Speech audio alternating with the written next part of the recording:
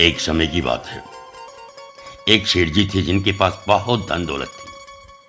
शेर जी की एक बेटी थी जिसकी शादी उन्होंने एक बड़े प्रतिष्ठित परिवार में की थी। मगर बेटी के दुर्भाग्य के कारण उसका पति जुआरी और शराबी निकला और उनके घर की सारी संपत्ति धीरे धीरे खत्म हो गई, समाप्त हो गई। बेटी की इस हालत से सेठानी जी बेहद चिंतित रहती थी। वे अक्सर सेठ जी से कहती, आप तो दुनिया भर की मदद करते हो, लेकिन अपनी बेटी की मदद क्यों नहीं करते जो इस कठिन समय से गुजर रही है। सेठ जी हमेशा शांत भाव से जवाब देते, जब उनके भाग्य का वक्त आएगा तो मदद खुद चलकर उनके पास आएगी। एक दिन की बात है, सेठ जी किसी काम से बाहर गए हुए थे। तभी उनका दामाद अचानक उनके घर आ पहुंचा। सास यानी सेठानी जी ने दामाद का आदर सत्कार किया और सोचा कि क्यों न अपनी बेटी की मदद की जाए। उन्होंने एक उपाय सूझा। उन्होंने मोती चूर के लड्डू में सोने की सरफियां छिपा कर रख दी ताकि दामाद को यह लड्डू देकर उसकी आर्थिक मदद हो सके।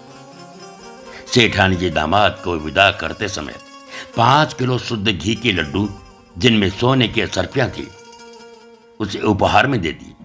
दामाद लड्डू लेकर वहां से चला, लेकिन रास्ते में उसने सोचा, इतने भारी लड्डू घर तक ले जाने का कोई फायदा नहीं है, क्यों न इन्हें बेच दूं।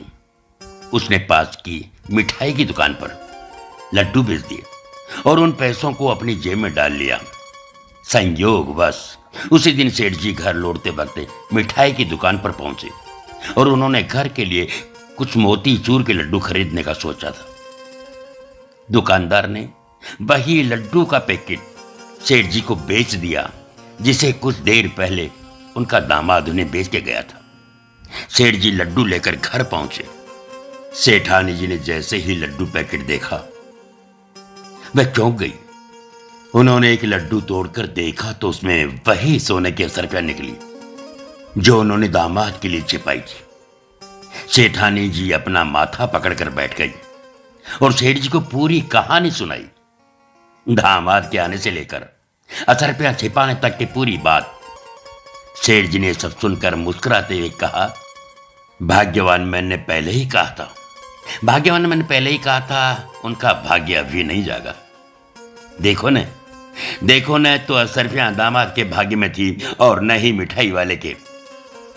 इसलिए कहते हैं कि भाग्य से ज्यादा और समय से पहले किसी को कुछ नहीं मिलता। कहानी का मर्म एवं प्रेरणा यह है कि जीवन में सब कुछ अपने समय पर ही मिलता है। हमें धैर्य रखना चाहिए और जितना ईश्वर देता है उसमें संतोष करना चाहिए।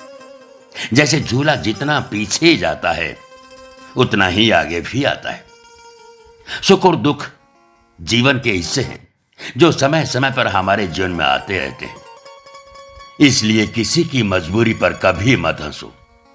कोई भी अपने मुश्किलें खरीद नहीं लाता और बुरा वक्त भी बिना चेतावनी के आता है। हमें हमेशा समय और किस्मत की कदर करनी चाहिए।